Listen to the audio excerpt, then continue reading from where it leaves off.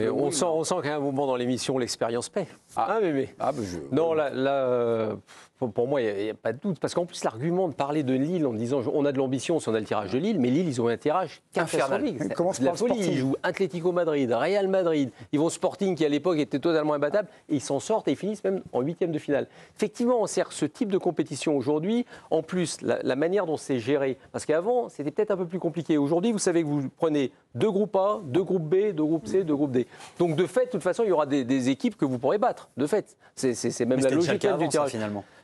Oui, mais il y avait toujours des petits poussés dans les groupes, ça a toujours existé. Oui, mais la petite différence, c'est que là, finalement, tu as des groupes un peu plus harmonieux et tu peux être... La différence, c'est que tu as plus de matchs. Non, mais je finis, je suis président. Alors, j'ai un deuxième rouge. Vas-y. Allume un peu.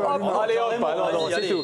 C'est qu'aujourd'hui, tu peux être de chapeau 3 et te retrouver avec un tirage plus intéressant que chapeau 1, mais le contraire peut aussi se produire. Donc, ce qu'il faut faire aujourd'hui, je suis d'accord avec Greg, c'est qu'à un moment, vous êtes Marseille, l'ambition, elle est là. Vous dites que vous êtes une équipe de Ligue des Champions, et bien, il faut le prouver. Je reviens sur la même question. Bravo, je dois avoir un Hervé. petit palu, une petite obsession.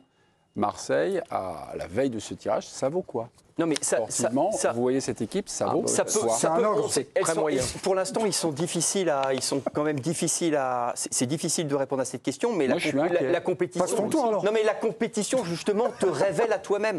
Si Brest gagne pas le premier match l'année dernière contre les Autrichiens, ça peut tourner différemment. La compétition te fait. Elle te permet de progresser, elle te permet de prendre confiance en toi, elle révèle des joueurs, elle en amoindrit d'autres. C'est comme ça que ça... Et on a vu quand même, l'année dernière, il y a eu un truc très intéressant. C'est que, en février, à partir des 8e de finale, fini de rire. Hein. Là, on prend les mêmes et tout ça. Mais avant... C'est la foire d'empoigne. On a vu des trucs invraisemblables. Oui, parce que c'est la nouvelle formule qui veut ça. Les grands clubs se sont dit, la nouvelle formule, quoi qu'il arrive, on sera grosso modo dans les 24. Donc c'est pour ça que tu as des surprises, exactement, etc. mais justement, on va battre les cartes dans de telles proportions. Donc pour toi, l'Olympique de Marseille, aujourd'hui, et même en se projetant fin de mercato canon, etc., on sait que ça... C'est pour ça, moi j'imagine la meilleure hypothèse possible pour l'Olympique de Marseille. Qu'est-ce qui s'est passé depuis 2011 ?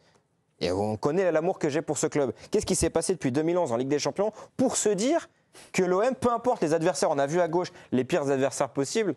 Mais on n'a pas dit qu'ils allaient réussir. Parce que moi, je trouve l'équipe aujourd'hui très moyenne. On a dit, est-ce que ça dépend c'est une équipe très moyenne, défensivement, c'est faible. Simplement, l'ambition, elle doit pas être simplement liée aux équipes. C'est la question. C'est le tirage qui va définir ton ambition, justement. C'est tout le sujet, c'est tout le cœur de la question. Mais l'ambition aujourd'hui de l'OM, quel que soit le tirage, ils diront c'est de passer au moins en 16e de finale. Ça va être le but. Vous n'allez pas vous dire les équipes sont trop fortes, on n'y va pas. Si tu bats le Real Madrid ou si tu bats Sturm Graz, c'est 3 points. Lille l'a fait, c'est 3 points. Mais Greg, prenons l'exemple de la Ligue 1.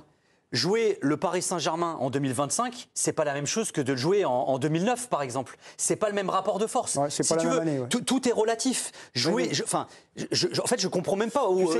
Ça c'est intéressant ce que tu as dit. Non, mais par exemple, ce que tu as dit sur le rapport de force, c'est une unité de réflexion de Joan Micou. Il expliquait que l'absence de match aller-retour, par exemple, ça pouvait exciter un club sur un match précis. Ouais. C'est-à-dire que quelque part, l'aller-retour, on était dans des... Mais ça change beaucoup de choses, ça. Parce que là, tu as 90 minutes, ça va pas 180. Okay. Et c'est peut-être des indications... Laissez continuer, Nicolas. Et autre chose, parce que depuis tout à l'heure, et je rebondis sur ce que tu disais, Mémé, mais quand on se pose la question que vaut l'OM, tout à l'heure, tu disais, Nabil, moi, j'ai en tête le discours des dirigeants. Les gars, là, on est le 28 août, il se passe quoi à l'OM en ce moment-là ? Non, mais il se passe quoi à l'OM ? On ne parle pas d'une équipe qui est flamboyante, qui vient de recruter Højbjerg, où tout se passe bien, où l'entraîneur a des rapports géniaux avec tous les joueurs, où les joueurs ne sont pas en train de le larguer parce que l'un des leaders du vestiaire se bat. Enfin, il y a ça à prendre en considération aussi. C'est-à-dire que demain, après le tirage au sort, je t'annonce que Mehdi Benassia ou Pablo Longoria, quand on va leur demander leur avis sur le tirage, ils auront en tête de façon... pas du tout inconsciente, même s'ils ne le diront pas. Mais Nico, la question... Ça fait partie de l'ambition, le contexte. Duel surprise. Vous provoquez qui en duel ? On ne peut pas créer le duel ? Ah bah si, vous pouvez créer le duel. Nico contre Greg. Ouais. Est-ce que l'OM est prêt pour être ambitieux dans cette Ligue des Champions ? Ah, vous voulez juste assister à moi je veux assister à ça. Ah, d'accord. Je peux voter aussi. Non. Donc Greg, face à Nico, vous avez un doute. Vous avez un doute sur le niveau de l'OM. Mais pour moi, tu sais quoi la question ? Est-ce que dans le débat que vous avez, est-ce que l'OM aujourd'hui est dépendant du tirage ou non sur son niveau actuellement, sur les doutes qu'on peut avoir aujourd'hui. Bien sûr, enfin, oui. Non, moi je pense pas. Eh ben voilà, duel. Habillage, duel, on y va, c'est parti. Je n'ai bien compris la question. Moi non plus. Moi non plus, mais En fait, vous voulez refaire le duel.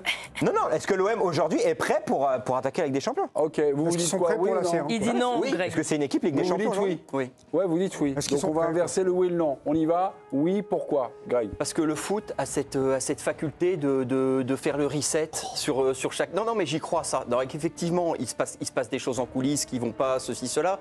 Mais même ça, c'est des choses qui sont indépendantes du tirage. C'est-à-dire que le bazar dont tu parles, si tu prends Sturm-Graz, c'est aussi problématique au fond que si tu prends Madrid. Si ça va pas, ça va pas. Et je pense que la compétition va les réveiller. Je pense que la compétition va les mettre face à eux-mêmes, va mettre les joueurs face à eux-mêmes. Ils peuvent trouver une espèce d'amalgame dans l'urgence. Et elle sert à ça. Donc je ne suis pas tout à fait en désaccord. Non, mais je ne dis pas que j'ai raison, mais on ne peut pas m'interdire de le dire. En tout cas. L'effet magique de la Ligue des Champions, c'est la thèse de Grégory Schneider. En fait, si tu veux, c'est marrant parce que je pense qu'on partage beaucoup de valeurs en commun, mais je pense que toi, tu arrives à garder encore cet espoir et cette candeur sur ce qu'est le sport aujourd'hui. Toi, tu parles de sport, c'est pas du sport, c'est un business. C'est de l'oseille, c'est du rapport de force. Je reviens à l'éclat de Véronique Rabiot, et c'est tout ce qui se passe en coulisses. Un vestiaire est forcément chamboulé par ce qui se passe aujourd'hui à l'OM. Quand les matchs vont arriver, alors il y a beaucoup de temps, beaucoup de choses qui vont se passer d'ici là. Moi, je t'avoue, j'arrive plus à avoir cette candeur. Pour moi, l'OM sera forcément conditionné par ce qui est en train de se passer en ce moment. Forcément. Ok. Non, mais C'est lui d'arbitre. le problème, c'est que qui répond à la question? La question, c'est savoir est-ce qu'ils sont prêts? Mais ils ne sont pas prêts. Ils vous disent eux-mêmes qu'ils ont besoin encore au minimum 4 joueurs. Donc aujourd'hui, l'équipe, elle est loin d'être l'équipe qu'on aura en début septembre. Non, mais Greg nous dit, pour l'instant, ils ne sont pas prêts, mais la Ligue des Champions, l'effet magique, va les réveiller. On n'est pas là, on n'est pas dans l'incantation. Oui, mais je suis d'accord, mais on n'est pas dans l'incantation permanente. On n'est pas là de dire, oh, mais ça va être génial, on va gagner, on va gagner. J'ai pas dit ça, Aujourd'hui, ils sont dépendants du tirage. Non, elles sont dépendants. Attendez, vous allez vous un duel, on continue cet angle-là. Ils sont dépendants déjà de l'effectif qu'ils vont avoir. Aujourd'hui, ils sont en train de vous dire qu'ils ont besoin de 4 joueurs. Donc on est en train de juger une équipe qui est en gros coupée en deux quasiment aujourd'hui. Donc on a besoin de savoir quels seront les joueurs qui vont arriver. Ensuite, on verra comment la mayonnaise va prendre. Simplement, c'est pas le fait d'être en Ligue des Champions. Elle doit prendre vite. Très vite. Mais la chance que vous avez sur la Ligue des Champions, c'est que parfois les gros clubs ne sont pas non plus toujours au rendez-vous au départ. On l'a vu avec le PSG cette année. Le PSG a été vraiment fort à partir du moment où ils sont passés. Monaco a battu Barcelone l'année dernière. Hervé, donc ça fait des hypothèses sur des hypothèses. Beaucoup d'hypothèses, simplement. La certitude qu'on a, la certitude aujourd'hui, pas la question. Non, mais il n'y a pas de règle. Mais il y a quand même. Il n'y a pas de règle, non. Non, mais il n'y a pas de règle. Mais il y a quand même des probabilités et il y a quand même des cas de figure où moi, je suis dirigeant d'un club français aujourd'hui. Jouer le Real Madrid tête de série ou jouer Villarreal, c'est pas pareil. Je préfère me taper Villarreal que de me taper le Real Madrid. Je suis 100% d'accord avec toi. Il n'empêche que l'année dernière, quand Lille, ils sont arrivés. Mais le foot étant ce qu'il est, ça peut être l'inverse, Nicolas. Mais je suis d'accord avec toi. Ça peut être l'inverse. Non, mais à un moment, c'est un plafond de verre. Non, mais je te dis pas ça existe. Le plafond de verre n'est pas en septembre. Le plafond de verre, c'est en avril, pas maintenant. D'accord, mais tu peux avoir un plafond de verre. Mais il est vrai que, suivant Lille, quand on a vu le tirage au sort de Lille, on s'est dit, mais ils vont prendre une banane. Tu pars au Sporting. En plus, tu perds au Sporting. Il ne faut pas l'oublier. Tu es à 10 assez rapidement. Tu prends une soupe. Oui, mais pour répondre à la et question après, tu rebondis sur quoi? Sur la Juventus, sur Real Madrid, sur Atlético Madrid. Tu n'as pas la même exigence de Lille la saison dernière que l'OM. Et là, je reviens à ce que disait Nabil. Quand tu reprends le discours, et là, attention, c'est pour ça que je contextualise. Je prends l'état de l'OM actuellement. Moi, je kifferais que l'OM fasse des points en Ligue des Champions. Je m'en fous, j'ai pas de club. Mais que les clubs français brillent, c'est pas la question. Mais l'année dernière, quand Lille va en Ligue des Champions, c'est déjà un exploit en soi. Brest, c'est génial. Mais quand l'OM y va, tu connais mal Olivier Létang, je pense. Parce que pour lui, il fallait passer. Même si sur les 5 dernières années, l'OM, ils y sont peut-être allés 2 fois, il y aura toujours plus d'exigences vis-à-vis de l'OM que Lille en Ligue des Champions. L'OM a une grosse pression cette saison sur la Ligue des Champions. Il y a les barrages obligatoires. Et moi, je pense, pour répondre à la question que j'ai posée, c'est que aujourd'hui, l'OM n'est pas prêt, mais la configuration match tous les 3 jours pour Roberto De Zerbi, avec l'effectif qui normalement devrait avoir à la fin du mercato, sera une vraie chance pour lui. Par rapport à ce qu'il a fait l'année dernière.